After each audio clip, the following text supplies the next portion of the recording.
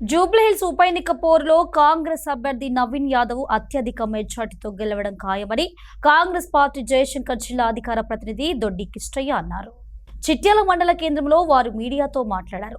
22 నెలల కాంగ్రెస్ పాలనలో అన్ని వర్గాలకు సంక్షేమం అందేలా సీఎం రేవంత్ రెడ్డి కృషి చేస్తున్నట్లు తెలిపారు.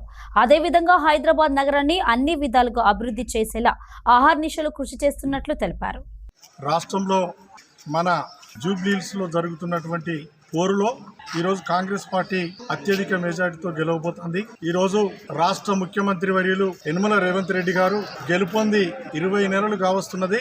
మరి ఎన్నికల ముందు ఇచ్చినటువంటి హామీలన్నింటినీ అమలు చేస్తూనే మరి ముందుకు సాగుతున్నటువంటి తరుణంలో హైదరాబాద్ను ఒక సుందర నగరంగా, ప్రపంచంలోనే ఒక పేరు ప్రఖ్యాతిగాంచిన నగరంగా చేయాలన్న తపనతోని మరి రేవంత్ రెడ్డి గారు మరి అహర్నిశలు కృషి చేస్తూ ఉన్నారు.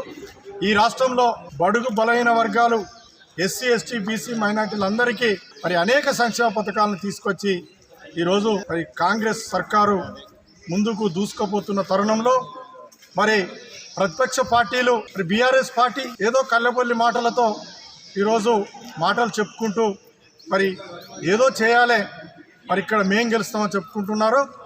అది ఎంతమాత్రం సమంజసం కాదు.